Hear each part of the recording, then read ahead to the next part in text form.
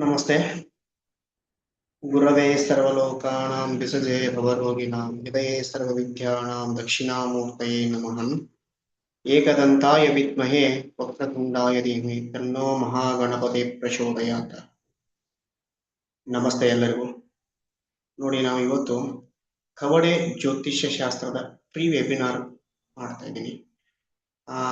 ಈ ವೆಬಿನಾರ್ ಮಾಡೋದಕ್ಕೆ ಕಾರಣ ಏನಂದ್ರೆ, ಇದರಲ್ಲಿ 3 ರೀತಿಗಳ ವಿಧಗಳು ಬರ್ತವೆ. ಸೊ ಅದನ್ನ ಯಾವ ರೀತಿ ಮಾಡ್ಬೇಕಂದ್ರೆ ಹೇಳ್ತೀನಿ ನಾನು. ನೋಡಿ, ಇವಾಗ ಏನಾಗುತ್ತೆ ಅಂದ್ರೆ, ಪ್ರಾಚೀನ ಕಾಲದಿಂದಲೂ ನಮ್ಮ ದೇಶದಲ್ಲಿ ಮಾತ್ರವಲ್ಲವೇ ಇಡೀ ಪ್ರಪಂಚದಲ್ಲೇ ಸಮುದ್ರದಲ್ಲಿ ಸಿಗುವಂತ ಎಂಥದೇ ವಸ್ತುಗಳಾಗಿರ್ಬೋದು. ನೋಡಿ, ಸಮುದ್ರ ಮಂಥನವಾದ ನಂತರ ಏನಾಗುತ್ತೆ ಅಂದ್ರೆ, ಅಲ್ಲಿ ಶಂಕು, ಕವಡೆ ಮುಂತಾದ ಲಕ್ಷ್ಮಿ, ಐರಾವತ ಇನ್ನೂ ಹಲವಾರು ವಸ್ತುಗಳು ಸಿಕ್ಕಿದಾವೆ. ಆ ವಸ್ತುಗಳಿಗೆ ಆವಾಗಿನ ಅಂದ್ರೆ ಪ್ರಾಚೀನ ಕಾಲದಿಂದಲೂ ಕೂಡ ಮಹತ್ವವಿದೆ, ಇವಾಗ ಸಿಕ್ಕಿದ್ರು ಕೂಡ ಮಹತ್ವವಿದೆ.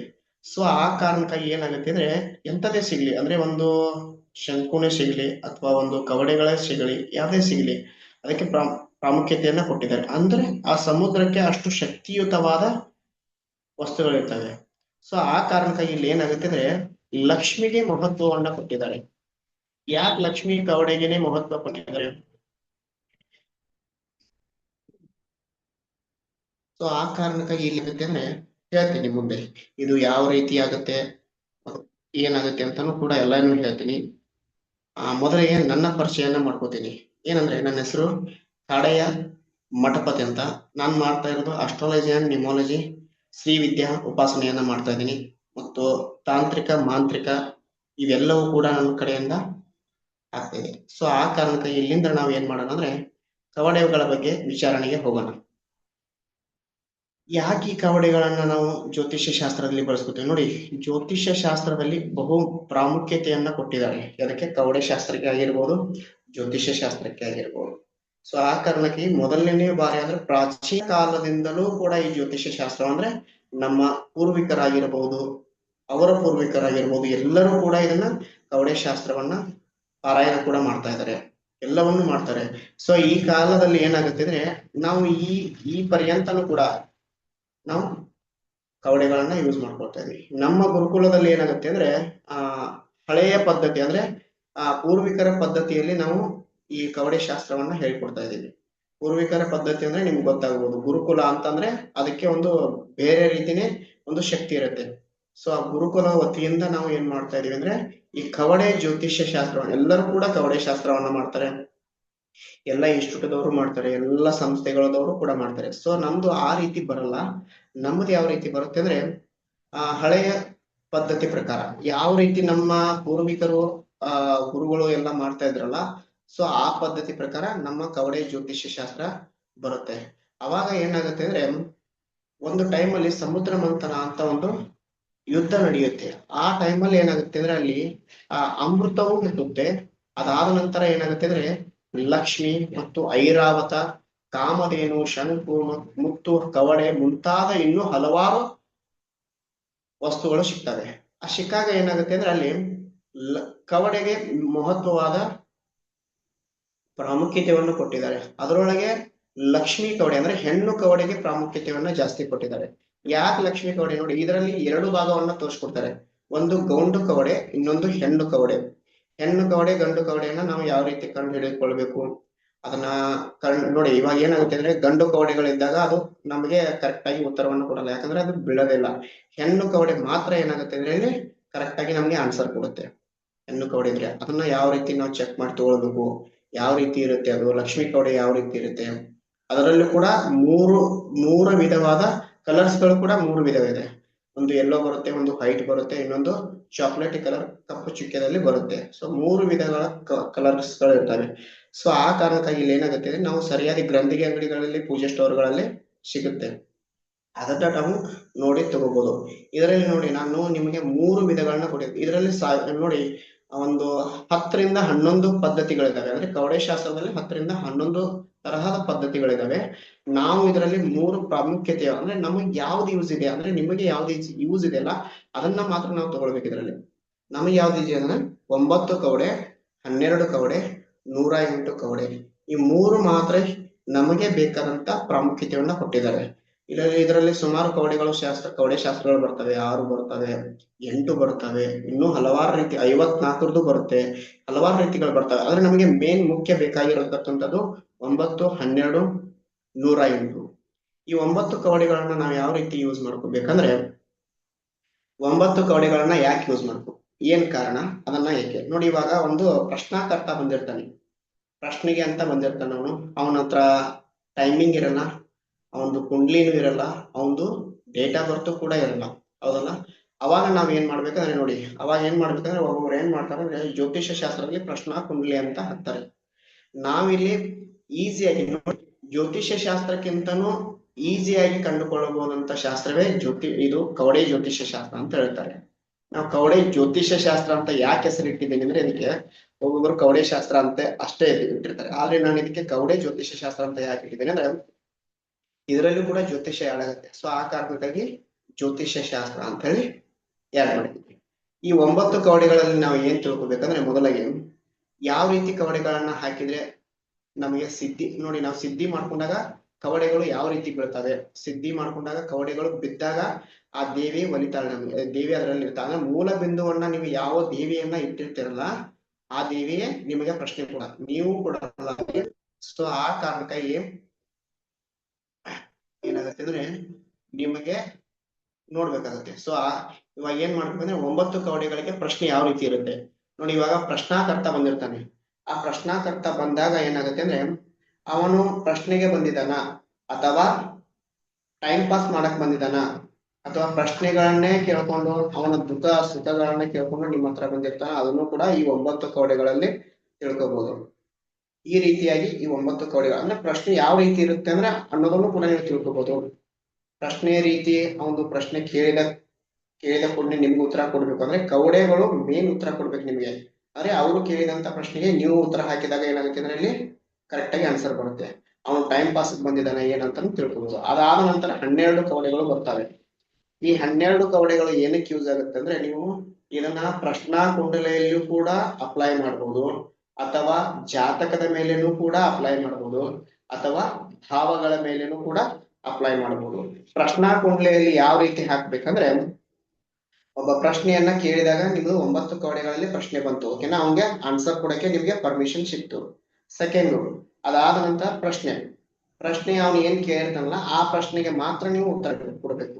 ಆ ಪ್ರಶ್ನೆ ಕೊಟ್ಟಾಗ ಏನಾಗುತ್ತೆ ಅಂದ್ರೆ ಅಲ್ಲಿ ಜಾತಕದ ಮೇಲೆ ಹಾಕಿದಾಗ, ಅಂದ್ರೆ ಒಂದು ಸಪೋಸ್ ಇವಾಗ ಡೇಟ್ ಆಫ್ ಬರ್ತ್ ಇತ್ತಂದ್ರೆ ಏನ್ ಮಾಡ್ಬೇಕಂದ್ರೆ, ಆ ಡೇಟ್ ಆಫ್ ಬರ್ತ್ ಅನ್ನು ತಗೊಂಡು ನಾವೇನ್ ಮಾಡ್ಬೇಕಂದ್ರೆ ಪ್ರಶ್ನಾ ಕುಂಡಲಿಯನ್ನ ಹಾಕ್ಬೇಕು. ಪ್ರಶ್ನಾ ಕುಂಡಲಿ ಹಾಕಿ ಜಾತಕ ಯಾವ ರೀತಿ ಅಂದ್ರೆ ಕಾಲಪುರುಷನ ಕುಂಡಲಿಯನ್ನ ಹಾಕಿ ನಾವು ಆ ಭಾವಗಳ ಮೇಲೆ ಅಪ್ಲೈ ಮಾಡಬಹುದು. ಅದಾದ ನಂತರ ಏನಾಗುತ್ತೆ ಅಂದ್ರೆ ಇಲ್ಲಿ 108 ಕವಡೆಗಳು ಅಂತ ಬರ್ತವೆ. ಮೇನ್ ನಮಗೆ ಬೇಕಾಗಿರೋದೇನೆ 108, 12. ಈ 9 ಕವಡೆ ನಿಮಗ ಮಾತ್ರ ಯೂಸ್ ಇರ್ತವೆ. ಇದು ಪ್ರಶ್ನಾಕರ್ತನಿಗೆ ಯೂಸ್ ಇರಲ್ಲ. ನಿಮಗೆ ಅಂದ್ರೆ ನಿಮಗೆ ಆ ಪ್ರಶ್ನೆಯನ್ನ ಹಾಕ್ಬೇಕಾ ಬೇಡವಾ, ಪ್ರಶ್ನಾಕರ್ತ ಏನ್ ಮಾಡಕ್ ಅಂದ್ರೆ ಟೈಮ್ ಪಾಸ್ ಬಂದಿದ್ದಾನ ಅಥವಾ ಪ್ರಶ್ನೆಯನ್ನೇ ಕೇಳಕ್ ಬಂದಿದ್ದಾನ ಅಂತ ಕೇಳಬಹುದು. ಅದಾದ ನಂತರ ಮೇನ್ ಬೇಕಾಗಿರೋದು 12 ಅಥವಾ 108 ಕವಡೆ. ಈ 108 ಕವಡೆಗಳಲ್ಲಿ ನೀವು ಏನ್ ಮಾಡ್ಬೇಕಂದ್ರೆ, ಇದರಲ್ಲಿ ನಾನಾ ರೀತಿ ಸೂತ್ರಗಳು ಬರ್ತವೆ. ಒಂದೇ ಸೂತ್ರ ಬರಲ್ಲ ಇದರಲ್ಲಿ. ಮಿನಿಮಮ್ ಒಂದು 608 ಸೂತ್ರಗಳು ಕೂಡ ನಾವು ಇದರಲ್ಲಿ ಕಂಡುಕೊಳ್ಬಹುದು. ಒಂದು ದಂಪತಿ ಕುಂಡಲಿ ಆಗಿರ್ಬೋದು, ಅಥವಾ ಒಂದು ಗಂಡ ಹೆಂಡತಿಯ ಸಾಲು. ಇದರಲ್ಲಿ ಮೇನ್ ಏನ್ ಸಿಗುತ್ತೆ ಅಂದ್ರೆ ನಿಮಗೆ ಮುಹೂರ್ತ ಪ್ರಕರಣ ಮತ್ತು ದಂಪತಿ ಕುಂಡಲಿ ಅಂತ 2 ಬರ್ತವೆ. ಇವಾಗ ಸಪೋಸ್ ಏನ್ ಮಾಡ್ತಾರೆ ಅಂದ್ರೆ, ಇಬ್ರು ಜನದ್ದು ಗಂಡ ಹೆಂಡತಿದು ಸಾಲವಳೆಯನ್ನ ತೆಗೆದುಕೊಂಡಕ್ ಬಂದಿರ್ತಾರೆ. ಆ ತೆಗೆದುಕೊಳ್ಳಕ್ ಬಂದಾಗ ಏನಾಗುತ್ತೆ ಅಂದ್ರೆ, ಒಬ್ಬೊಬ್ರು ಜ್ಯೋತಿಷ್ಯರು ಏನ್ ಮಾಡ್ತಾರೆ ಅಂದ್ರೆ ಇವಾಗ ಅವರಿಗೆ ಘನಕೂಟಗಳನ್ನು ಮಾತ್ರ ನೋಡ್ತಾರೆ. ಸೊ ನಾವು ಆವಾಗ ಘನಕೂಟಗಳು ನೋಡಿದಾಗ ಏನಾಗುತ್ತೆ ಅಂದ್ರೆ, ಅಲ್ಲಿ ಘನಕೂಟಗಳನ್ನ ಮಾತ್ರ ನಾವು ಯಾವುದೇ ಕಾರಣಕ್ಕೂ ನೋಡಕ್ಕೆ ಪರ್ಮಿಷನ್ ಇಲ್ಲ. ಇವಾಗ ಸಪೋಸ್ ಇವಾಗ ಒಂದು ಗಂಡು ಹೆಣ್ಣಿಗೆ 17 ಅಥವಾ 21 ಘನಕೂಟಗಳು ಬಂದು ಅಂತ ಅರ್ಥ ಮಾಡ್ಕೊಳ್ಳಿ. ಆ 21 ಘನಕೂಟಗಳು ಅಥವಾ 18 ಘನಕೂಟಗಳು ಬಂದಾಗ ಅಲ್ಲಿ ನಕ್ಷತ್ರಗಳು ಅಪೋಸಿಟ್ ಅಂದ್ರೆ ಏನ್ ಮಾಡ್ತೀರಾ, ಅಥವಾ ಅವರು ರಾಶಿ ಕುಂಡ್ಲಿ, ಎರಡೂ ರಾಶಿ ಕುಂಡ್ಲಿಯಲ್ಲಿ ಅದು ರಾಶಿ ಕುಂಡ್ಲಿಯನ್ನ ಅಪ್ಲೈ ಮಾಡಿದಾಗ ಅಲ್ಲಿ ಎರಡೂ ಜಾತಕ ಹೊಂದಾಣಿಕೆ ಆಗಿಲ್ಲ ಅಂದ್ರೂ ಕೂಡ ನಿಮಗೆ ಹೇಳಕ್ಕೆ ಪರ್ಮಿಷನ್ ಇರೋದಿಲ್ಲ. ಸೊ ಆ ಕಾರಣಕ್ಕಾಗಿ ಇಲ್ಲಿ ಏನಾಗುತ್ತೆ ಅಂದ್ರೆ, ಇದನ್ನ ದಂಪತಿ ಕುಂಡ್ಲಿಗಳಲ್ಲಿ ಮೇಡ ಅಪ್ಲೈ ಮಾಡಬಹುದು, ಮತ್ತೆ ಮುಹೂರ್ತ ಪ್ರಕರಣ ಅಪ್ಲೈ ಮಾಡಬಹುದು, ಮತ್ತೆ ನೀವು ಘನಕೂಟಗಳು ನೋಡ್ತೀನಿ ಅಂದ್ರೆ ಘನಕೂಟಗಳು, ಇವೆಲ್ಲವೂ ಕೂಡ ನಾನಾ ರೀತಿ ಸೂತ್ರಗಳು. ಅಂದ್ರೆ ಟೋಟಲ್ ಆಗಿ ಒಂದು 600ರಿಂದ 700 ಸೂತ್ರಗಳು ಇದರಲ್ಲಿ 108 ಕವಡೆಗಳಲ್ಲಿ ನೀವು ಅಪ್ಲೈ ಮಾಡಬಹುದು. ಅದನ್ನ ಯಾವ ರೀತಿ ಅಪ್ಲೈ ಮಾಡಬೇಕು, ಅಪ್ಲೈ ಮಾಡಿದಾಗ ಏನಾಗುತ್ತೆ, ಅದನ್ನ ಅವ್ರಿಗೆ ನೋಡಿ, ಇವಾಗ ಒಂದು ಸಪೋಸ್ ಇವಾಗ ಒಂದು ಪ್ರಶ್ನಾಕರ್ತ ಬಂದಿರ್ತಾನೆ ನಿಮ್ಮ ಹತ್ರ. ಆ ಪ್ರಶ್ನಾಕರ್ತ ಬಂದಾಗ ಶಾಕ್ ಆಗ್ಬೇಕು, ನಿಮ್ಮ ಸೂತ್ರಗಳನ್ನ ಕೇಳಿನೇ ಅವನು ಶಾಕ್ ಆಗ್ಬೇಕು. ಆ ರೀತಿ ಸೂತ್ರಗಳು ಈ ನಮ್ಮ 108 ಕವಡೆಗಳಲ್ಲಿ ಇರುತ್ತೆ. ಆ ಕವಡೆಗಳಲ್ಲಿ ಇದ್ದಾಗ 108 ಕವಡೆಗಳನ್ನ ಯಾವ ರೀತಿ ನಾವು ಅಪ್ಲೈ ಮಾಡಬೇಕು ನೋಡಿ. ಅದು ಕೂಡ ಯಾವ ರೀತಿ ಇದೆ ಅಂದ್ರೆ ಕ್ಯಾಲ್ಕುಲೇಷನ್ ಜಾಸ್ತಿ ಇರುತ್ತೆ. ಎಲ್ಲರೂ ಕೂಡ ನೋಡಿ 108 ಕವಡೆಗಳ ಜ್ಯೋತಿಷ್ಯ ಶಾಸ್ತ್ರವನ್ನ ಕಲಿಯಕ್ಕೆ ಒಬ್ಬೊಬ್ರು ಏನ್ ಮಾಡ್ತಾರೆ ಅಂದ್ರೆ 10 ದಿವಸಗಳ ಕಾಲ 10 ದಿವಸಗಳ ಕಾಲ ಏನಾಗುತ್ತೆ ಅಂದ್ರೆ ಅಲ್ಲಿ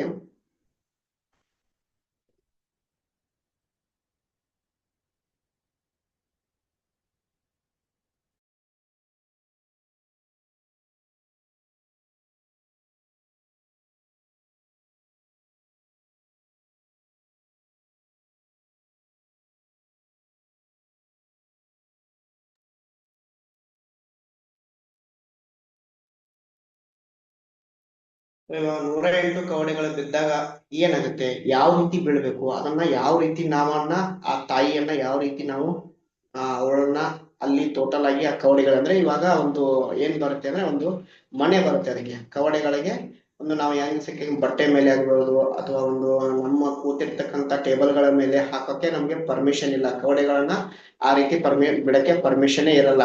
ಮತ್ತೆ ಕವಡೆಗಳು ಕೂಡ ಯಾವ ರೀತಿ ಸಿದ್ಧಿ ಆಗಬೇಕು, ಸಿದ್ಧಿ ಮಾಡ್ಕೊಳ್ಬೇಕು, ಸಿದ್ಧಿ ಆದ ನಂತರ ಅವನ್ನ ಕವಡೆಗಳಿಗೆ ಯಾವ ರೀತಿ ನಿಮಗೆ ಕ್ಲೈನ್ಸ್ ಮಾಡ್ಬೇಕು ಅನ್ನೋದು ಕೂಡ ಅದರಲ್ಲಿ ಹೇಳ್ಕೊಡ್ತೀವಿ ನೋಡಿ. ಇವಾಗ ಏನಾಗುತ್ತೆ ಅಂದ್ರೆ ಸಪೋಸ್ ಕವಡೆ ಜ್ಯೋತಿಷ್ಯ ಶಾಸ್ತ್ರವನ್ನ ಎಷ್ಟೋ ಜನ ಹೇಳ್ಕೊಡ್ತಾ ಇದಾರೆ, ನಾನಿಲ್ಲ ಅಂತಲ್ಲ, ಎಷ್ಟೋ ಇನ್ಸ್ಟಿಟ್ಯೂಟ್ಗಳಾಗಿರ್ಬೋದು ಎಲ್ಲವೂ ಕೂಡ ಹೇಳ್ಕೊಡ್ತಾ ಇದಾರೆ. ಸೊ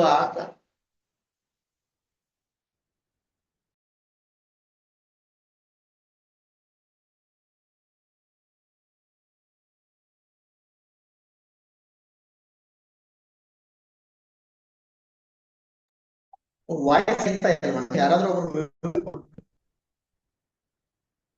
ನಿಮ್ದೇ ಪ್ರಾಬ್ಲಮ್ ಇದ್ದಿರ್ಬೋದು, ನೆಟ್ವರ್ಕ್ ಇಲ್ಲ ಅಜಯ್, ವಾಯ್ಸ್ ಸ್ಟ್ರಕ್ ಆಗುತ್ತೆ, ಗ್ಯಾಪ್ ಗ್ಯಾಪ್ ಆಗ್ತೈತಿ ಇವಾಗ. ಇಲ್ಲ ಇಲ್ಲ, ನಂದು ಇಲ್ಲಿ ಕ್ಲಿಯರ್ ಇದೆ. ಇಲ್ಲ, ಇಲ್ಲ, ವಾಯ್ಸ್ ಇವಾಗ ಕ್ಲಿಯರ್ ಕ್ಲಿಯರ್ ಆಯ್ತು. ವಾಯ್ಸ್ ಕ್ಲಿಯರ್ ಕೇಳಿಸ್ತಾ ಇದೆ ಸರ್. ಪ್ರಾಬ್ಲಮ್ ಇದೆ. ಕ್ಲಿಯರ್ ಕೇಳಿಸ್ತಾ ಇದೆಯಲ್ವಾ? ಹಾ ಸರ್ ಕ್ಲಿಯರ್ ಆಗಿ ಕೇಳಿಸ್ತಾ ಇದೆ ಸರ್. ಕ್ಲಿಯರ್ ಇದೆ ಕ್ಲಿಯರ್ ಇದೆ ಇವಾಗ ಓಕೆ ಅಜಯ್ ಇವಾಗ okay, continue. Okay okay okay okay ನೋಡಿ, ಕವಡೆಗಳನ್ನ ಯಾವ ರೀತಿ ಸಿದ್ಧಿ ಮಾಡ್ಕೋಬೇಕು ನೋಡಿ. ಸಿದ್ಧಿ ಎಲ್ಲರೂ ಕೂಡ ಮಾಡಕ್ ಹೇಳ್ತಾರೆ. ಇದರಲ್ಲಿ 3 ವಿಧವಾದ ಮಂತ್ರಗಳಿರ್ತವೆ. 108 ಕವಡೆಗಳಿಗೆ 2 ಮಂತ್ರ ಇದ್ರೆ ಇನ್ನು 12 ಕವಡೆಗೆ ಒಂದೇ ಮಂತ್ರ ಇರುತ್ತೆ. ಇದು ಯಾವ ರೀತಿ ಇರುತ್ತೆ ಅಂದ್ರೆ ಇದಕ್ಕೆ ಏನಂತಾರೆ, ಮಲಯಾಳಿ ಕವಡೆ ಜ್ಯೋತಿಷ್ಯ ಶಾಸ್ತ್ರ ಒಂದು, ಇನ್ನೊಂದು ಏನಂದ್ರೆ ಕೊಳ್ಳೇಗಾಲ ಜ್ಯೋತಿಷ್ಯ ಶಾಸ್ತ್ರ ಅಂತ 2 ವಿಧಗಳನ್ನಾಗಿ ನಾವು ಕೊಟ್ಟಿದ್ದೀವಿ ಇದರಲ್ಲಿ. ಅಂದ್ರೆ ಇದರಲ್ಲಿ ಒಂದೇ ರೀತಿಯಿಂದ ನಾವು ಕೊಡಕ್ ಬರಲ್ಲ. ಸೊ ಆ ಕಾರಣಕ್ಕಾಗಿ 2 ರೀತಿಯಾಗಿ ನಾವು ಈ ಜ್ಯೋತಿಷ್ಯ ಶಾಸ್ತ್ರವನ್ನ ಕೊಟ್ಟಿದ್ದೀವಿ. ಇದರಲ್ಲಿ 3 ಮಂತ್ರಗಳು ನಿಮ್ಗೆ ಸಿದ್ಧಿಯನ್ನ ಮಾಡ್ಕೋಬೇಕು. ಕವಡೆಗಳನ್ನ ಯಾವ ರೀತಿ ಸಿದ್ಧಿ ಮಾಡ್ಕೋಬೇಕು, ಕವಡೆಗಳನ್ನ ಸಿದ್ಧಿ ಆದ ನಂತರ ಅವು ಯಾವ ರೀತಿ ಅಪ್ಲೈ ಆಗ್ತವೆ, ಸಿದ್ಧಿ ಆದ ನಂತರ ಎಷ್ಟು ಕವಡೆಗಳು ಬಿಡ್ಬೇಕು ಅನ್ನೋದು ಕೂಡ ನಾವು ಈ ಕ್ಲಾಸ್ ಅಲ್ಲಿ ಹೇಳ್ತಿರ್ತೀವಿ ನೋಡಿ. ಇವಾಗ ಸಪೋಸ್ ಏನಾಗುತ್ತೆ ಅಂದ್ರೆ ಒಬ್ಬೊಬ್ರು SR ಅಷ್ಟೇ ತಗೋತಾರೆ.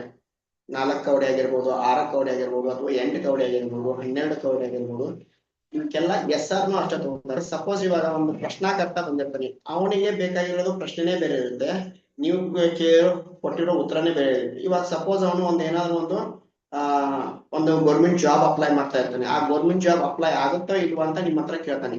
ಓಕೆನಾ? ಇದನ್ನೊಂದು ಉದಾಹರಣೆ ತಗೊಳ್ಳಿ, ಯಾರು ಕೂಡ ಅಪಾರ್ಥ ಮಾಡ್ಕೋಬೇಡಿ. ಇದು ಉದಾಹರಣೆ ತಗೊಳ್ಳಿ. ಏನಾಗುತ್ತೆ ಅಂದ್ರೆ ಇವಾಗ SR ಅಷ್ಟೇ ನೀವು ಹೇಳಿದ್ರೆ, ಸಪೋಸ್ ಇವಾಗ ನಿಮಗೆ ಅವು ಸಿದ್ಧಿ ಆದ್ರೆ ಗೊತ್ತಾ, ಸಿದ್ಧಿ ಆದ ನಂತರ ಯಾವ ರೀತಿ ಇರುತ್ತೆ ಅಂತ ನಾನು ಹೇಳ್ಕೊಡ್ತೀನಿ. ಸಿದ್ಧಿ ಆಗಿಲ್ಲ ಅಂತಂದ್ರೆ ಅವ್ರು ಅಂತ ಬಂತಂದ್ರೆ ಮುಂದೆ ಆ ಮನುಷ್ಯ ಪ್ರಶ್ನಾಕರ್ತ ಏನ್ ಮಾಡ್ತಾನೆ, ಅಂತ ಹೇಳಿ ನಿಮ್ ಮೇಲೆ ಗೌರವ ಇಟ್ಕೊಂಡು ಹೋಗ್ತಾನೆ.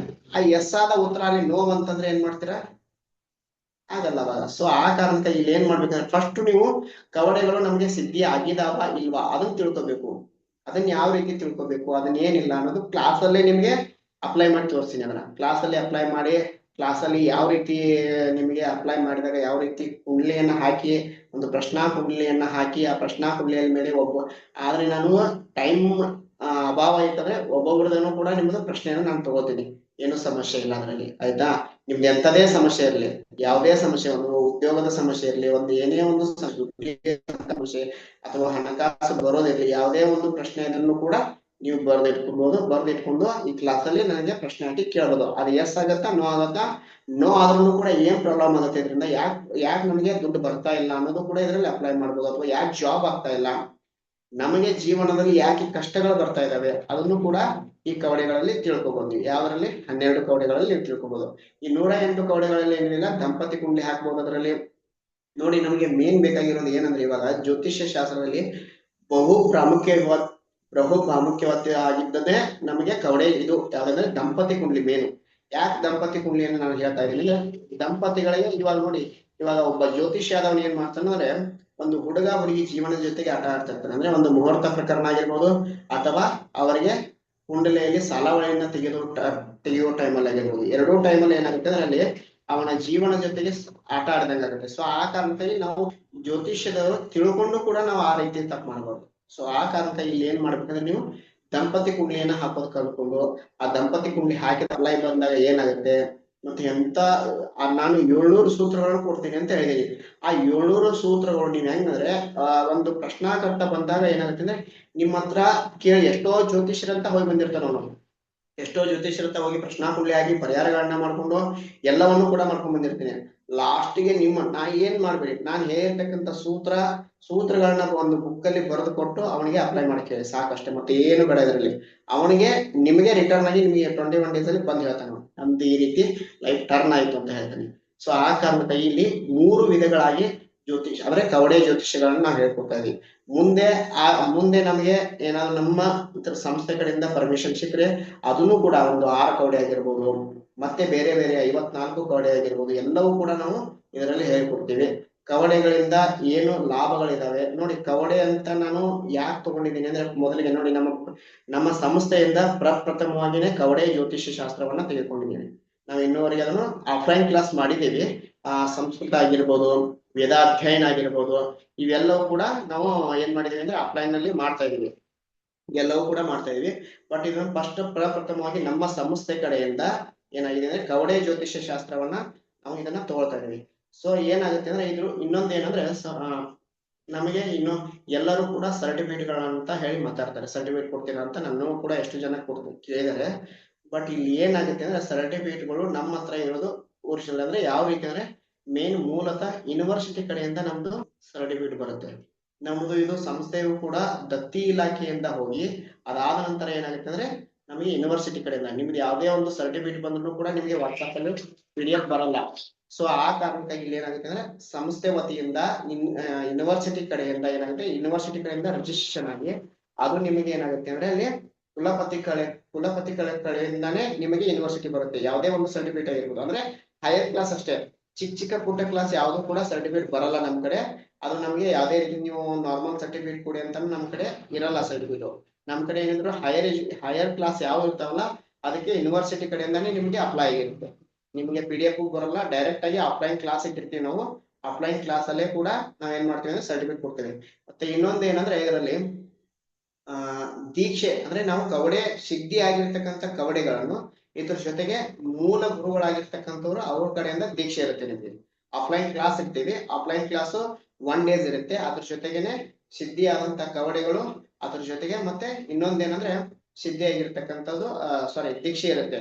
ಇದರಲ್ಲಿ ಇನ್ನೊಂದು ಆಫರ್ ಏನ್ ಕೊಡ್ತಾ ಇದೀವಿ ಅಂದ್ರೆ, ನಾವು ಕಲ್ಪ ತಂಡೂಲ ಶಾಸ್ತ್ರ ಅಂತ ಹೇಳಿ ಅದನ್ನು ಕೂಡ ಇದರಲ್ಲಿ ಅಪ್ಲೈ ಮಾಡ್ತಾ ಇದೀವಿ. ಕಲ್ಪ ತಂಡೂಲ ಶಾಸ್ತ್ರವನ್ನ ನಾವು ಫ್ರೀ ಆಗಿ ನಾವು ನಿಮ್ಗೆ ಕೊಡ್ತಾ ಇದೀವಿ.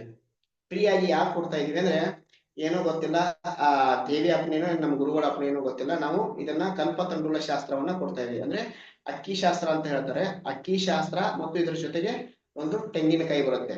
ಆ ಅಪ್ಲೈ ಮಾಡಿದಾಗ ಅಂದ್ರೆ ನಿಮಗೆ ಕಲ್ಪ ತಂಡೂಲ ಶಾಸ್ತ್ರ ಅಂತ ಯಾಕೆ ನಾವು ಇದನ್ನ ಕೊಟ್ಟಿದೀವಿ ಅಂದ್ರೆ, ಒಬ್ಬರು ತಂಡೂಲ ಶಾಸ್ತ್ರ ಅಷ್ಟೇ ಮಾಡ್ತಾರೆ, ಎಷ್ಟೋ ಮಾಡ್ತಾರೆ. ಕಲ್ಪ ವೃಕ್ಷ ಅಂತ ಹೇಳಿ ಕರೀತಾರೆ. ಕಲ್ಪ ವೃಕ್ಷ ಅಂದ್ರೆ ಕಾಮಧೇನು, ಕಲ್ಪ ವೃಕ್ಷ ಕಾಮಧೇನು ಅಂತ ಹೇಳಿ ಕರೀತಾರೆ. ಈ ಕಲ್ಪ ತಂಡೂಲ ಶಾಸ್ತ್ರವನ್ನು ಕೂಡ ನಾವು ಇದರಲ್ಲಿ ನಿಮ್ಗೆ ಯಾಡ್ ಮಾಡ್ತಾ ಇದೀವಿ.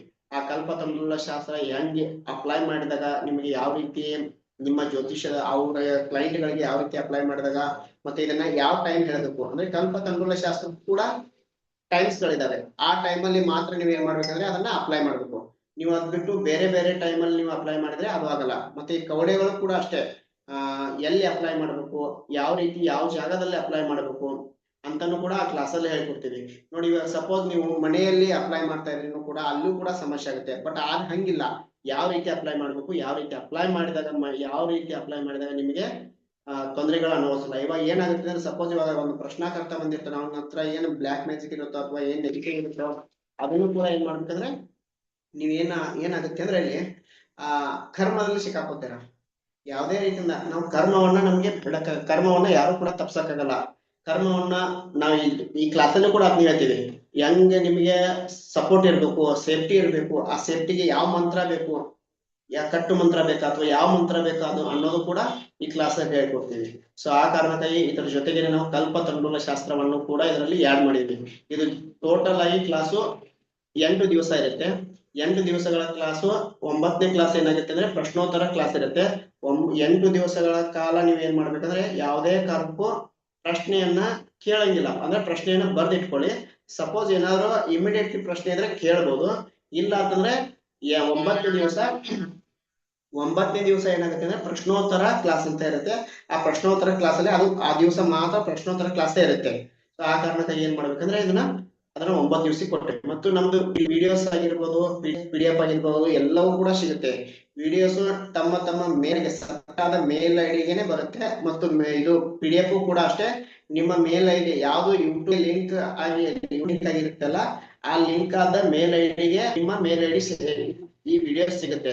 ಮತ್ ಮೇಲ್ ಐಡಿನೂ ಕೂಡ ನಿಮಗೆ ಯಾವ್ದು ಗೂಗಲ್ಗೆ ಅಪ್ಲೈ ಆಗಿರುತ್ತಲ್ಲ ಅದಕ್ಕೆ ಯೂಟ್ಯೂಬ್ ಆಗಿರುತ್ತೆ. ಅದು ಏನಾಗುತ್ತೆ ಅಂದ್ರೆ ಯಾರಿಗೂ ಕೂಡ ಸೇರ್ ಆಗಲ್ಲ. ನೀವು ಎಷ್ಟೇ ಏನೇ ಮಾಡಿದ್ರು ಕೂಡ, ಪ್ರಯತ್ನ ಮಾಡಿದ್ರು ಕೂಡ ಇವು PDF ಸೇರ್ ಆಗಲ್ಲ ಮತ್ತು ವಿಡಿಯೋನು ಕೂಡ ಸೇರ್ ಆಗಲ್ಲ. ನೀವು ಶೇರ್ ಮಾಡಿದ್ರು ಕೂಡ ನಮ್ಗೆ ಗೊತ್ತಾಗತ್ತೆ. ಸೊ ಆ ಕಾರಣಕ್ಕಾಗಿ ಏನ್ ಮಾಡಿ ಅಂದ್ರೆ, ಯಾಕೆ ಇದನ್ನ ನಾನು ಹೇಳ್ತಾ ಇದ್ದೀನಿ ಅಂದ್ರೆ, ನೋಡಿ ನೀವು ಕಲ್ತಂತ ವಿದ್ಯೆ ಏನಾಗಿರುತ್ತೆ ಅಂದ್ರೆ ಇನ್ನೊಬ್ಬರಿಗೆ ಶೇರ್ ಮಾಡೋದ್ರಿಂದ ವಿದ್ಯೆ ಭಂಗ ಆಗುತ್ತೆ. ನೀವ್ ಎಂತದೇ ಕಲೀರಿ, ಜ್ಯೋತಿಷ್ಯ ಕಲೀರಿ ಅಥವಾ ಒಂದು ಕಲ್ಪತಂಡೂಲ ಶಾಸ್ತ್ರ ಕಲೀರಿ, ಕವಡೆ ಶಾಸ್ತ್ರ ಕಲೀರಿ ಅಥವಾ ನ್ಯೂಮಾಲಜಿ ಕಲೀರಿ, ಎಲ್ಲವನ್ನು ಕಲೀರಿ. ಇದು ಯಾವ್ದಂದ್ರೆ ಮುಹೂರ್ತ ಪ್ರಕರಣ ಅಥವಾ ಯಾವ್ದು ವಿದ್ಯೆಯನ್ನು ಕಲ್ತ್ರೂ ಕೂಡ ಏನಾಗುತ್ತೆ ಅಂದ್ರೆ ನೀವು ಇನ್ನೊಬ್ಬರಿಗೆ ಶೇರ್ ಮಾಡಿದಾಗ ಏನಾಗುತ್ತೆ ಅಂದ್ರೆ ಅದು ನಿಮ್ಮ ವಿದ್ಯೆ ನಿಮಗಾಗಲ್ಲ. ಅದು ನೀವು ಯಾರಿಗೆ ಶೇರ್ ಮಾಡಿರ್ತಾರಲ್ಲ ಅವ್ರಿಗೆ ಅಪ್ಲೈ ಆಗ್ತಾ ಇರುತ್ತೆ. ಬಟ್ ನಿಮಗ್ ಅಪ್ಲೈ ಆಗಲ್ಲ. ಅದು ನಿಮ್ಮ ಕರ್ಮನು ಕೂಡ ನಿಮ್ಗೆ ತಟ್ಕೊಳ್ಳುತ್ತೆ. ಸೊ ಆ ಕಾರಣಕ್ಕಾಗಿ ಏನಾಗುತ್ತೆ ಅಂದ್ರೆ ಇಲ್ಲಿ ಯಾವುದೇ ಕಾರಣಕ್ಕೂ ಶೇರ್ ಮಾಡಿದಾಗ ನಂದು ಒಂದೇ ಅಂತ ಕ್ಲಾಸ್ ಹೇಳ್ತಾ ಇಲ್ಲ, ನಿಮಗೆ ಯಾವುದೇ ಕ್ಲಾಸಿಗೆ ಸೇರ್ಕೊಂಡ್ರು ಕೂಡ ವಿಡಿಯೋಗಳನ್ನಾಗಿರ್ಬೋದು ಅಥವಾ PDF ಗಳನ್ನಾಗಿರ್ಬೋದು ಶೇರ್ ಮಾಡಿದಾಗ ನಿಮಗೆ ವಿದ್ಯೆ ಅದೇನಾಗುತ್ತೆ ಅಂದ್ರೆ ಭಂಗ ಆಗುತ್ತೆ. ಸೊ ಆ ಕಾರಣಕ್ಕಾಗಿ ಅಂದ್ರೆ ಅವಾಗ ಗುರು ನೆಗೆಟಿವ್ ಆಗ್ತಾ ಇರ್ತಾನೆ. ಆ ಕಾರಣಕ್ಕಾಗಿ ಯಾವುದೇ ಕಾರಣಕ್ಕೂ ಯಾವುದೇ ವಿಡಿಯೋಸ್ ಆಗಿರ್ಬೋದು, PDF ಆಗಿರ್ಬೋದು ಶೇರ್ ಮಾಡಕ್ ಹೋಗ್ಬೇಡಿ. ಅದಕ್ಕೆ ಏನ್ ಮಾಡಿ ಅಂದ್ರೆ ಇದು ನಮ್ಮ ಕ್ಲಾಸ್ದು ಇದೇನ್ ಕವಡೆ ಜ್ಯೋತಿಷ್ಯ ಶಾಸ್ತ್ರ ಇದೆಯಲ್ಲ ಇದ್ರದ್ದು ಆಫ್ಲೈನ್ ಕ್ಲಾಸ್ ಇರುತ್ತೆ. ಆಫ್ಲೈನ್ ಕ್ಲಾಸ್ ದಲ್ಲೇ ನಿಮಗೆ PDF ವಿತ್ ದೀಕ್ಷೆ ಸಿದ್ಧಿಯಾದಂತ ಕವಡೆಗಳು ಕೂಡ ಇದರಲ್ಲಿ ಸಿಗುತ್ತೆ. ಇದ್ರ ಜೊತೆಗೆ ಇನ್ನೊಂದು ಏನಂದ್ರೆ ಇದ್ರದ್ದು ಒಂದು ಮನೆ ಬರುತ್ತೆ. ಅದು ನಿಮ್ಮ ಭಾಷೆಯಲ್ಲಿ ವುಡ್ ಅಂತಾರೆ, ನಮ್ಮ ಭಾಷೆಯಲ್ಲಿ. ಆ ವುಡ್ ಅನ್ನ ಯಾವ ರೀತಿ ಎಷ್ಟು ಇಂಚ್ ಅಲ್ಲಿ ತಗೋಬೇಕು, ನೀವು ಎಷ್ಟು ಫೂಟ್ ತಗೋಬೇಕು ಅನ್ನೋದು ಕೂಡ ಕ್ಲಾಸ್ ಅಲ್ಲಿ ಹೇಳ್ಕೊಡ್ತೀನಿ. ಯಾವ್ದು ಸೌದೆದು ಕಟ್ಟಿಗೆಯನ್ನ ನೀವು ತಗೊಳ್ಬೇಕು ಅನ್ನೋದು ಕೂಡ ಸಿಗ್ತವೆ. ಈಗಿನಲ್ಲಿ ನಮ್ಮ ಮಾರ್ಕೆಟ್ ಅಲ್ಲಿ ಎಲ್ಲಾ ಕಡೆನೂ ಆ ವುಡ್ ಸಿಗುತ್ತೆ. ಸೊ ಅದನ್ನ ಎಲ್ಲರೂ ಕೂಡ ನೀವು ತಗೊಂಡು ಅಪ್ಲೈನ ಮಾಡ್ಕೋಬಹುದು. ಮತ್ತೆ ಕಲ್ಪತಂಡೂಲ ಶಾಸ್ತ್ರಕ್ಕೂ ಇದೇ ಕಾಯಿ ಬೇಕಂತ ಇರುತ್ತೆ. ಅದನ್ನು ಕೂಡ ಯಾವುದೇ ಕಾರಣಕ್ಕೂ ಬೇರೆದು ಕಾಯಿ, ತೆಂಗಿನಕಾಯಿನ ತಗೊಳಕ್ಕೆ ಪರ್ಮಿಷನ್ ಇಲ್ಲ. ಇದೇ ಕಾಯಿ ತಗೋಬೇಕು, ಅದನ್ನ ಸಿದ್ಧಿ ಮಾಡ್ಕೋಬೇಕು. ಆ ಸಿದ್ಧಿ ಮಂತ್ರ ಯಾವುದು, ಸಿದ್ಧಿ ಯಾವ ರೀತಿ ಮಾಡ್ಕೋಬೇಕು, ಅಕ್ಕಿಯನ್ನು ಕೂಡ ಸಿದ್ಧಿ ಮಾಡ್ಕೋಬೇಕಾಗುತ್ತೆ. ಇದೇ ಒಂದಿಷ್ಟು ಅಕ್ಕಿಗಳಿದಾವೆ. ಯಾವ ರೀತಿ ಅಕ್ಕಿ ತಗೋಬೇಕು, ಆ ಅಕ್ಕಿಯನ್ನು ತಗೊಂಡಾಗ ಯಾವ ರೀತಿ ಅಪ್ಲೈ ಮಾಡಬೇಕು ಮತ್ತು ಸಿದ್ಧಿ ಯಾವಾಗ ಮಾಡ್ಕೋಬೇಕು ಅನ್ನೋದು ಕೂಡ ಈ ಕ್ಲಾಸ್ ಅಲ್ಲಿ ಹೇಳ್ತೇವೆ. ಸೊ ಈ ಕ್ಲಾಸ್ದು ಇನ್ಫಾರ್ಮೇಶನ್ ಇಷ್ಟಿರುತ್ತೆ. ಸರ್ಟಿಫಿಕೇಟ್ ಕೂಡ ಆಫ್ಲೈನ್ ಇರುತ್ತೆ. ಸೊ ಎಲ್ಲರಿಗೂ ಏನಾದ್ರು ಕ್ವಶನ್ ಇದ್ರೆ ಕೇಳಬಹುದು.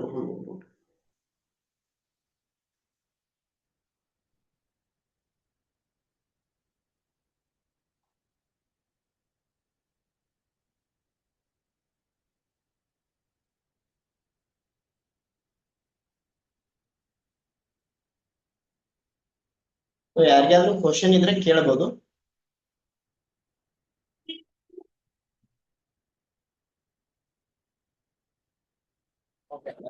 जी सर. ನಮಸ್ತೆ, ಹೇಳಿ ಸರ್, ಹೇಳಿ ಮಾತಾಡಿ.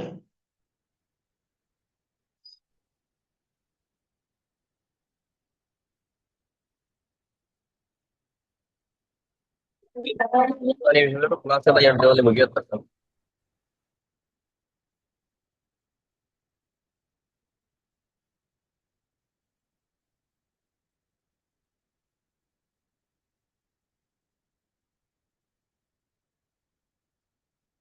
ಸರ್ ಮ್ಯೂಟ್ ಆನ್ ಮಾಡ್ಕೊಂಡು ಹ್ಯಾಂಡ್ ರೈಸ್ ಯಾರು ಮಾಡಿದಾರಲ್ಲ ಅವ್ರು ಮ್ಯೂಟ್ ಆನ್ ಮಾಡ್ಕೊಂಡು ಮಾತಾಡಿ ಸರ್. ಸರ್ ನಮಸ್ತೆ. ನಮಸ್ತೆ ಮ್ಯಾಮ್, ಹೇಳಿ. ಸರ್ 8 days ಆಫ್ಲೈನ್ ಕ್ಲಾಸಸ್ ಅಂದ್ರೆ ಇಲ್ಲ ಹಾ ಹೇಳಿ. ಲೊಕೇಶನ್ ಅದೇನು ಡೀಟೇಲ್ಸ್ ಕೊಡ್ಲಿಲ್ಲ. ಇಲ್ಲ ಮೇಡಮ್, ಇದು ಆನ್ಲೈನ್ ಇರುತ್ತೆ. 8 ದಿವಸ ಆನ್ಲೈನ್ ಇರುತ್ತೆ. ಓಕೆ ನಿಮಗೆ ಆಫ್ಲೈನ್ ಕ್ಲಾಸ್ ಬಂದ್ಬಿಟ್ಟು ನಾವು ಡೇಟ್ ಅನೌನ್ಸ್ಮೆಂಟ್ ಮಾಡ್ತೀವಿ. ಓಕೆ ಅನೌನ್ಸ್ಮೆಂಟ್ ಮಾಡಿ ನಿಮಗೆ ಲೊಕೇಶನ್ ಇವನ್ನೆಲ್ಲ ಹಾಕ್ತಿವಿ. ನಿಮಗೆ ಉಳ್ಕೊಳಕ್ಕೆಲ್ಲ ಇಲ್ಲಿ ವ್ಯವಸ್ಥೆ ಇರುತ್ತೆ, ದೂರಿಂದ ಬರೋವರೆಗೂ ಕೂಡ.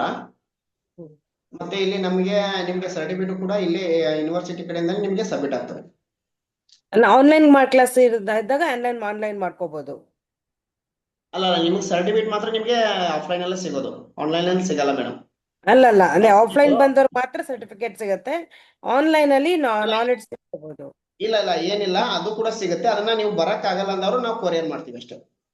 ಓಕೆ ಸರ್, ಥ್ಯಾಂಕ್ ಯು ಅದು ಸರ್. ಕವಡೆಗಳು. ಮತ್ತು ಯಾಕೆ ನೀವು ಆಫ್ಲೈನ್ ಬರ್ಬೇಕಂತ ಹೇಳ್ತೀನಿ ಅಂದ್ರೆ, ಇವಾಗ ಕವಡೆಗಳನ್ನ ಸಿದ್ಧಿ ಮಾಡಿರ್ತೀವಿ ನಾವು, ಅದು ಗುರುಗಳ ಕಡೆಯಿಂದ ನಿಮ್ಗೆ ದೀಕ್ಷೆನೂ ಆಗಿರುತ್ತೆ. ಹೌದು, ಮತ್ತೆ ಸಿದ್ಧಿ ಮಾಡಿರ್ತಕ್ಕಂಥ ಕವಡೆಗಳು ನಿಮ್ ಡೈರೆಕ್ಟ್ ಆಗಿ ನಿಮ್ ಕೈಗೇನೆ ಸಿಗುತ್ತವೆ. ಖಂಡಿತ ಸರ್. ನಿಮಗೆ ನಿಮ್ಮ ಕೈಯಲ್ಲಿಂದಾನೇ ನಾವು ಅಪ್ಲೈ ಮಾಡಿಸಿ ನಿಮ್ಗೆ ಯಾವ ರೀತಿ ಇದನ್ನ ಕೊಡ್ಬೇಕಂತ ಹೇಳ್ತೀವಿ, ಅಲ್ಲೇ ಸಿದ್ಧಿ ಮಾಡಿ ಇದು ಮಾಡ್ತೀವಿ. ಸರಿ sir, okay, okay, thank you sir.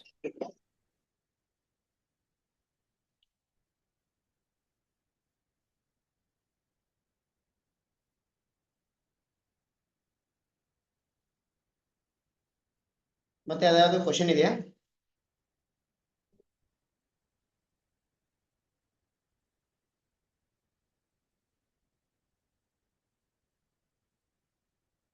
ಒಬ್ಬರದು ಯಾರ್ದಾದ್ರು ಪ್ರಶ್ನೆ ಇದ್ರೆ ಕೇಳ್ಬೋದು, ನಿಮ್ ಮುಂದೆನೆ ಅಪ್ಲೈ ಮಾಡಿ ನಾನು ಹೇಳ್ತೀನಿ ಬೇಕಿದ್ರೆ. ನಮ್ಮದ್ ಕೇಳಿಯಪ್ಪ.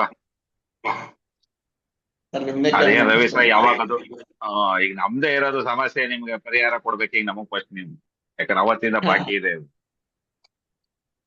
ಕೇಳಿ ಈಗ. ಓಕೆ ಸರ್, ಕೊಡೋಣ. ಓಕೆ ಸರ್, ಕೊಡೋಣ ಅವಶ್ಯವಾಗಿ.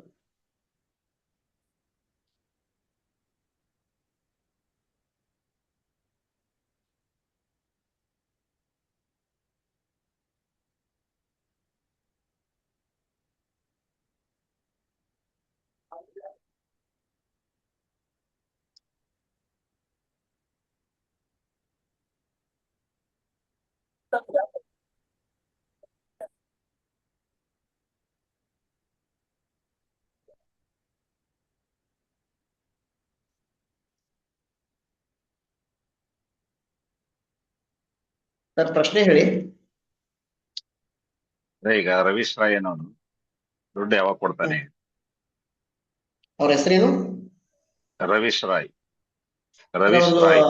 ಅಲ್ಲಿ ಹೆಸರು ಅದು ಏನಾದ್ರು ನಿಮ್ಗೆ ಗೊತ್ತಿದೆಯಾ? ಇಲ್ಲ ಅದು ಗೊತ್ತಿಲ್ಲ, ಅವನ ಹೆಸರು ಮಾತ್ರ ಗೊತ್ತಿಲ್ಲ. ಯಾಕೆಂದ್ರೆ ಇಲ್ಲಿ ಏನಾಗುತ್ತೆ ಅಂದ್ರೆ, ತಾಯಿ ಹೆಸರು ಕನೆಕ್ಟ್ ಆದಾಗ ಅವರು ಕರೆಕ್ಟ್ ಆಗಿ ಉತ್ತರವನ್ನ ಕೊಡ್ತಾರೆ. ನೀವು ಅದನ್ನು ಕೂಡ ನಾನು ಅವಾಗ ಹೇಳ್ತೀನಿ ನಿಮ್ ಕ್ಲಾಸ್ ಅಲ್ಲಿ ಯಾವ ರೀತಿ ಯಾಕೆ ತಾಯಿ ಹೆಸರನ್ನ ತಗೋಬೇಕು ಅನ್ನೋದು ಕೂಡ ಹೇಳ್ತೀನಿ. ಸರ್ ಇವಾಗ ಅವ್ನು ಎಷ್ಟು ದುಡ್ಡು ಕೊಡ್ಬೇಕು ಏನಂತಾನು ಕೇಳ್ತೀನಿ. ರವೀಶ್ ಅಲ್ವಾ ಹೆಸರು? ರವೀಶ್ ರಾಯ್. ರವೀಶ್ ರಾಯ್ ಅಂತ.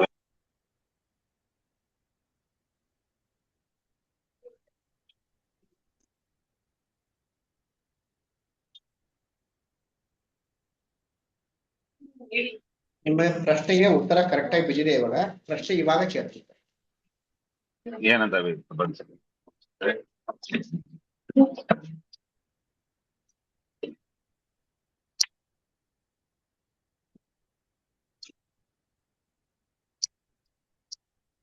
ಸರ್ ನೀವು ಒಂದು ಕೆಲಸ ಮಾಡ್ಬೇಕು. ಹೇಳಿ. ಕೊಡ್ತಾನೆ ಅಂತ ಬಂದಿದೆ, ಹ್ಮ್ ಬಟ್ ಅವ್ನ್ ಏನ್ ಮಾಡ್ತಾ ಇದ್ದಾನೆ ಅಂದ್ರೆ ನಿಮ್ಗೆ ಸತಾಯಿಸ್ತಾ ಇದ್ದಾನೆ. ಯಾವ್ದೇ ಕಾರಣಕ್ಕೂ ಅಂದ್ರೆ ಫೋನ್ ರಿಸೀವ್ ಮಾಡ್ತಾ ಇಲ್ಲ. ಇವಾಗ ಏನ್ ಮಾಡಿದ್ರೆ, ನೀವು ಒಬ್ರ ಕಡೆ ಏನ್ ಅಪ್ಲೈ ಮಾಡ್ಸಿದಿರಲ್ಲ, ಪ್ರಯೋಗ ಆ ಪ್ರಯೋಗವನ್ನ ರಿಟರ್ನ್ ಆಗಿ ಮಾಡಿರ್ತಾರೆ ಅವ್ರಿಗೆ. ಆಗತ್ತೆ, ಅದು 100% ಕೆಲಸ ಆಗತ್ತೆ. ಅವಾಗ ನಿಮ್ಗೆ ಏನ್ ಕೊಡ್ಬೇಕಂದ್ರೆ ನೀವು ಅನ್ನೋದು ಅವ್ರು ಹೇಳ್ತಾರೆ. ಆ ರೀತಿ ಅವ್ರನ್ನ ಡೀಟೇಲ್ಸ್ ಕೂಡ ಅವ್ರು ಹೇಳ್ತಾರೆ ನಿಮ್ಗೆ. ಅವನ ಹತ್ರ ಈಗ ದುಡ್ಡು ಇದೆಯಾ? ಅವನ ಹತ್ರ ಇವಾಗ ದುಡ್ಡು ಇಲ್ಲ ಅನ್ನೋ ಕಾರಣಕ್ಕೆ ನಿಮ್ಗೆ ಆಟ ಆಡಿಸ್ತಾ ಇದ್ದಾನೆ ಅಷ್ಟೇ. ಅದೇ ಕೊಡೋದೆ ಹೆಂಗ? ಕೆಲವ್ರು ಹೇಳಿದ್ರು ದುಡ್ಡಿದೆ ಅಂತ, ಫಸ್ಟ್ ಯಾರೋ ಇನ್ನೊಬ್ರು ಹೇಳಿದ್ರು ದುಡ್ಡಿದೆ ಕೊಡ್ತಾ ಇಲ್ಲ. ನೋಡೋಣ ತಾಳೆ ಅದನ್ನು ಕೂಡ.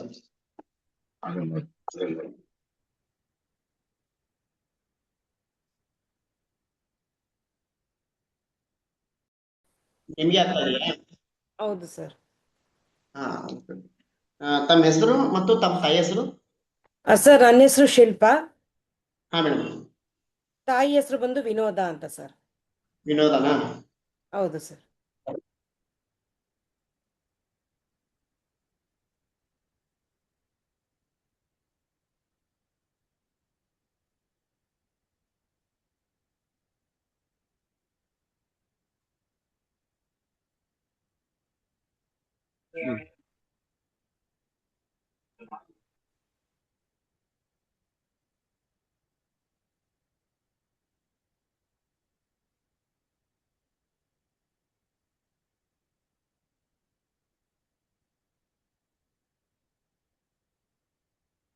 ಮೇಡಮ್ ನಿಮ್ ಕುಲದೇವರು ಯಾವುದು?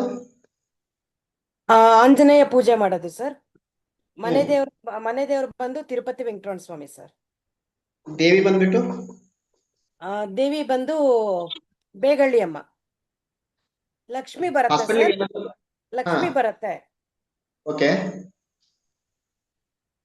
ಅಲ್ಲ ಹಾಸ್ಪಿಟ್ಲಿಗೆ ಏನಾದ್ರು ತೋರಿಸಿದಾರೆ ಇದನ್ನ? ಹಾ ಸರ್, ಹಾಸ್ಪಿಟಲ್ ತುಂಬಾ ಆಗೋಗಿದೆ ಸರ್. ಆಗಿದೆಯಲ್ಲ? ಆಗಿದೆ Okay. ಸರ್.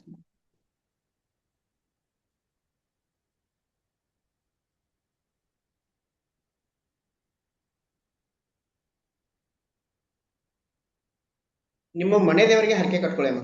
ಮನೆ ದೇವಿ ಇದಾಳಲ್ಲ, ಹಾ ನಿಮ್ಮ ಮನೆ ದೇವಿಗೆ ಆರೋಗ್ಯ ಸಮಸ್ಯೆ ವಿಚಾರಕ್ಕಾಗಿ ಓಕೆ ಅವಳಿಗೆ ಹರಕೆ ಕಟ್ಟಿ ಮತ್ತೆ ಅಲ್ಲಿ ನಿಮ್ಮ ಹೆಸರಲ್ಲೇ ಕುಂಕುಮಾರ್ಚನೆ ಆಗ್ಬೇಕು ಅಲ್ಲಿ. ಸರ್.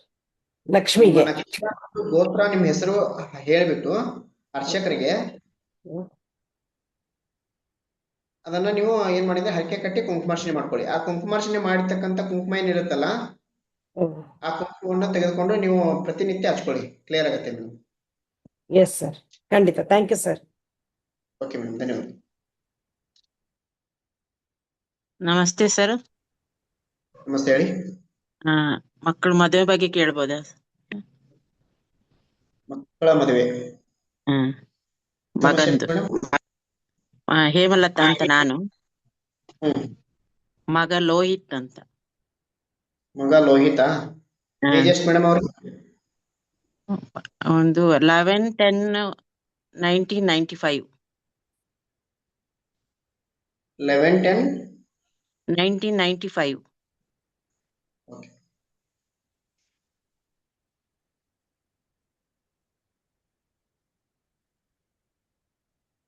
Time 11:55 AM. ಮೇಡಮ್ ಎಲ್ಲಾದ್ರೂ ಜಾತಕ ಚೆಕ್ ಮಾಡಿಸಿದಾರೆ ಇದನ್ನ? ಮಾಡಿಸಿದೀವಿ. ಅದು ಈಗ ಈ ಮಾರ್ಚಿನಿಂದ ಅಕ್ಟೋಬರ್ ವರೆಗೆ ಲಗ್ನ ಇದೆ ಅಂತ ಹೇಳಿದ್ದಾರೆ. ಅಲ್ಲ, ಇವಾಗ ಕನ್ಯಾ ನೋಡಕ್ ಸ್ಟಾರ್ಟ್ ಮಾಡಿದೀರಾ ಅಂತ ಕೇಳ್ತಾ ಇದೀನಿ. ನೋಡ್ಲಿಕ್ಕೆ ಶುರು ಮಾಡಿ ಸುಮಾರು 2 ವರ್ಷ ಆಯ್ತು. ಯಾವ್ದು ಜಾತಕಗಳು ಕೂಡಿ ಬರ್ತಾ ಇಲ್ಲ. ಅದೇ ಕೂಡಿ ಬರ್ತಾ ಇಲ್ಲ, ಕೂಡಿ ಬಂದ್ರು ಕೂಡ ಅದು ನಿಮಗೆ ಸೆಟ್ ಆಗ್ತಾ ಇಲ್ಲ, ಹುಡುಗನಿಗೆ ಸೆಟ್ ಆಗ್ತಾ ಇಲ್ಲ. ಹೌದು. ಇವಾಗ ಇಲ್ಲ ಅಂದ್ರೆ ಒಬ್ಬೊಬ್ರು ಏನ್ ಮಾಡ್ತಾರೆ ಅಂದ್ರೆ, ಇವಾಗ ಹೇಳ್ತೀನಿ ಅಂತ ಹೋಗ್ತಾರೆ, ಬಟ್ ಅವರು ಅಲ್ಲಿ ಹೋದ ತಕ್ಷಣ ಅವ್ರದ್ದು ಮೈಂಡ್ ಚೇಂಜ್ ಆಗಿಬಿಡುತ್ತೆ. ಮೈಂಡ್ ಚೇಂಜ್ ಆಗುತ್ತೆ ಅಂದ್ರೆ ಅದೇ ಬೆಂಗಳೂರು ಕಡೆ ಇದೆ ಬರ್ತದೆ. ಅವರು ಉದ್ಯೋಗ ಮಾಡ್ತಿರೋದು ಮೈಸೂರಲ್ಲಿ.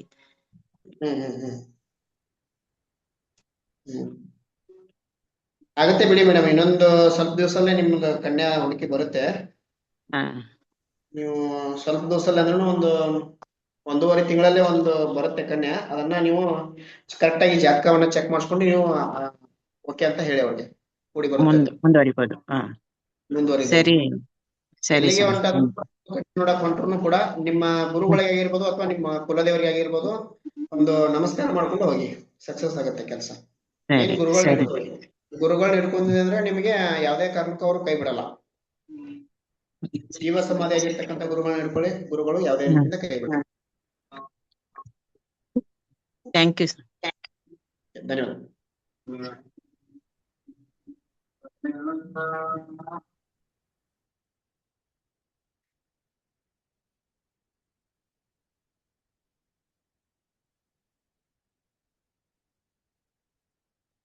ಓಕೆ, ಕ್ಲಾಸ್ ಸೆಷನ್ ಮುಗಿಸೋಣ.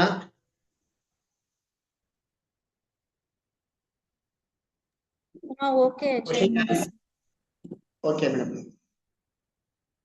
ಶೋ ಎಲ್ಲರಿಗೂ ಧನ್ಯವಾದಗಳು. ಎಲ್ಲರೂ ಜಾಯಿನ್ ಆಗಿ ಅಂತ ಹೇಳ್ತೀನಿ. ಕ್ಲಾಸಲ್ಲಿ ಇನ್ನೂ ತುಂಬಾ ಮಹತ್ವವಾದ ಸೂತ್ರಗಳು, ಏನೇ ಎಲ್ಲಾ ರೀತಿಯಿಂದ ಸೂತ್ರಗಳು, ದಂಪತಿ ಕುಂಡಲಿ ಆಗಿರ್ಬೋದು, ಎಲ್ಲಾ ರೀತಿಯಿಂದ ಇರುತ್ತೆ. ಎಲ್ಲರೂ ಜಾಯಿನ್ ಆಗಿ ಅಂತ ಹೇಳಿ ಧನ್ಯವಾದಗಳನ್ನ ಹೇಳ್ತೀನಿ. ಎಲ್ಲರಿಗೂ ಶುಭವಾಗಲಿ. ಗುರುವಿನ ಆಶೀರ್ವಾದ ಸದಾಕಾಲ ನಿಮ್ಮ ಮೇಲೆ ಇರಲಿ. Thank you sir. ಧನ್ಯವಾದಗಳು. Thank you.